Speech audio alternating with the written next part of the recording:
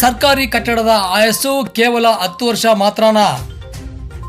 ಸರ್ಕಾರಗಳು ದೀನದಲಿತರ ಬಡವರ ಉದ್ಧಾರಕ್ಕಾಗಿ ಲಕ್ಷಾಂತರ ರೂಪಾಯಿ ಹಣವನ್ನು ಖರ್ಚು ಮಾಡಿ ಸಮುದಾಯ ಭವನಗಳನ್ನು, ಇನ್ನಿತರ ಸರ್ಕಾರಿ ಕಟ್ಟಡಗಳನ್ನು, ಶಾಲೆಗಳನ್ನು ನಿರ್ಮಾಣ ಮಾಡುತ್ತಾರೆ.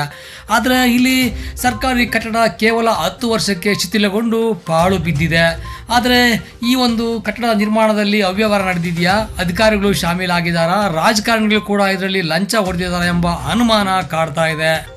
ಬೆಂಗಳೂರು ಗ್ರಾಮಾಂತರ ಜಿಲ್ಲೆಯ ಹೊಸಕೋಟೆ ತಾಲೂಕಿನ ಅನುಗೊಂಡನಹಳ್ಳಿ ಹೋಬಳಿಯ ಮುತ್ಸಂದ್ರ ಗ್ರಾಮ ಪಂಚಾಯಿತಿ ವ್ಯಾಪ್ತಿಗೆ ಬರುವ ಬೋಧನವಸಳ್ಳಿ ಗ್ರಾಮದಲ್ಲಿ ದಲಿತರ ಉದ್ಧಾರಕ್ಕಾಗಿ, ದಲಿತ ಸಮುದಾಯದ ಏಳಿಗೆಗಾಗಿ ಡಾಕ್ಟರ್ BR ಅಂಬೇಡ್ಕರ್ ಸಮುದಾಯ ಭವನವನ್ನು 2013ರಲ್ಲಿ ಸನ್ಮಾನ್ಯ BN ಬಚ್ಚೇಗೌಡರವರು ಕಾರ್ಮಿಕ ಮತ್ತು ರೇಷ್ಮೆ ಸಚಿವರಾಗಿದ್ದಾಗ ಗ್ರಾಮ ಪಂಚಾಯಿತಿ, ಜಿಲ್ಲಾ ಪಂಚಾಯಿತಿ, ತಾಲೂಕು ಪಂಚಾಯಿತಿಯ ಅನುದಾನದ ಅಡಿಗಳಲ್ಲಿ ಲಕ್ಷಾಂತರ ರೂಪಾಯಿ ಹಣವನ್ನು ಖರ್ಚು ಮಾಡಿ ನಿರ್ಮಾಣ ಮಾಡಿದ್ದಾರೆ. ಆದರೆ ನಿರ್ಮಾಣವಾಗಿ 10 ವರ್ಷಗಳಲ್ಲೇ ಈ ಒಂದು ಕಟ್ಟಡ ಪಾಳು ಬಿದ್ದ ಬಂಗಲೆ ಅಂತಾಗಿದ್ದು, ಉಪಯೋಗಕ್ಕೆ ಬಾರದ ವ್ಯರ್ಥವಾಗಿದ್ದು, ಮುರಿದ ಬಾಗಿಲುಗಳು ಉಪಯೋಗಿಸದೆ ವ್ಯರ್ಥವಾಗಿ, ನೀರಿನ ಸೌಕರ್ಯವಿಲ್ಲದೆ ಮುರಿದ ಕೊಳಾಯಿಗಳಿರುವ ಶೌಚಾಲಯ ಸೇರಿದಂತೆ ಸಂಪೂರ್ಣವಾದ ಕಟ್ಟಡವೇ ಶಿಥಿಲಗೊಂಡು ಹಾಳು ಬಿದ್ದಿದೆ. ಇದು ಇಂಜಿನಿಯರ್ ಅವರು ಈ ಒಂದು ಕಟ್ಟಡದ ನೀಲನಕ್ಷೆಯನ್ನು ತಯಾರು ಮಾಡಿ ಗುಣಮಟ್ಟವನ್ನು ಪರೀಕ್ಷೆ ಮಾಡಿ ಬಿಲ್ಲು ಪಾಸ್ ಮಾಡಲು ಸಹಿ ಮಾಡಿರುತ್ತಾರೆ.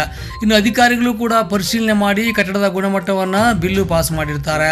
ಹಾಗೆ ಉದ್ಘಾಟನೆ ಮಾಡಲು ಬಂದ ಸನ್ಮಾನ್ಯ ಅಂದಿನ ಸಚಿವರಾಗಿದ್ದ BN ಬಚ್ಚೇಗೌಡರು, ಹಾಗೆ ಜಿಲ್ಲಾ ಪಂಚಾಯಿತಿ ಅಧ್ಯಕ್ಷರಾದ ತಿರುವರಂಗ ನಾರಾಯಣ ಸ್ವಾಮಿ ಅವರು ಸೇರಿದಂತೆ ಅಧಿಕಾರಿಗಳು, ಗಣ್ಯಾತಿ ಗಣ್ಯರ ದಂಡು, ದಲಿತ ಮುಖಂಡರುಗಳು, ಸಮಾಜ ಕಲ್ಯಾಣ ಇಲಾಖೆ ಅಧಿಕಾರಿಗಳು ಬಂದು ಕಟ್ಟಡವನ್ನು ಉದ್ಘಾಟನೆ ಮಾಡಿದ್ದಾರೆ.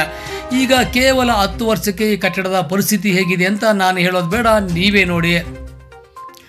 ಮುರಿದಿರುವ ಬಾಗಿಲು, ಮಾಸಿರುವ ಬಣ್ಣ, ಬಿರುಕು ಬಿಟ್ಟಿರುವ ಕಟ್ಟಡ, ಮಳೆ ನೀರು ಸುರಿದಿರುವ ಚಾವಣಿ, ಒಳಗಡೆ ಕಪಾಟುಗಳು ಮತ್ತು ಬೀರುಗಳು, ಬಾಗಿಲುಗಳಿಲ್ಲದೆ ದಾಖಲಾತಿಗಳು, ಹಾಗೆ ವಿವಿಧ ಕಾಗದ ಪತ್ರಗಳು ಕೂಡ ಬೇಕಾಬಿಟ್ಟಿಯಾಗಿ ಬಿದ್ದಿದ್ದು ಅನೈತಿಕ ಚಟುವಟಿಕೆಗಳ ತಾಣವಾಗಿ ಪಾಳು ಬಂಗಲೆಯಾಗಿ ಮಾರ್ಪಾಟಾಗಿದೆ.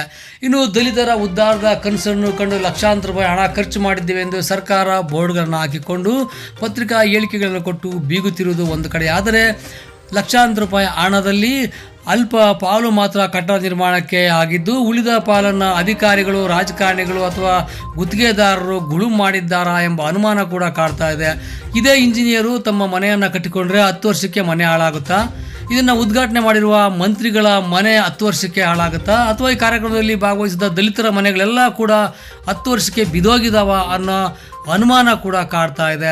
ಇನ್ನು ಸರ್ಕಾರಿ ಹಣದಲ್ಲಿ ಈ ರೀತಿಯಾಗಿ ಸೋರಿಕೆಯಾಗಿ ಕಟ್ಟಕಡೆ ವ್ಯಕ್ತಿಗೆ ಸೌಲಭ್ಯ ತಲುಪುವಲ್ಲಿ ವಿಫಲವಾದರೆ ಹೇಗಪ್ಪ ಸರ್ಕಾರ, ಜನ, ದೇಶ, ರಾಜ್ಯ ಎಂಬ ಪ್ರಶ್ನೆ ಕಾಡ್ತಾ ಇದೆ. ಇನ್ನು ಚಾವಣಿ ಮೇಲೆ ಒಂದು ಉದ್ಯಾನವನವೇ ನಿರ್ಮಾಣವಾಗಿದೆ. ತಾವಿಲ್ಲಿ ಗಮನಿಸ್ಬೋದು, ಬೆಂಗಳೂರಿನಲ್ಲಿ ಇತ್ತೀಚೆಗೆ ಮನೆ ಮೇಲೆ ಉದ್ಯಾನವನವನ್ನು ಮಾಡ್ತಿದ್ದಾರೆ. ಅದೇ ರೀತಿಯಾಗಿ ಇಲ್ಲಿ ಒಂದು ಕೃತಕವಾದ ಉದ್ಯಾನವನ ನಿರ್ಮಾಣ ಆಗಿಬಿಟ್ಟಿದೆ ಅನ್ನೋ ಅನುಮಾನ ಕೂಡ ಕಾಡ್ತಾ ಇದೆ.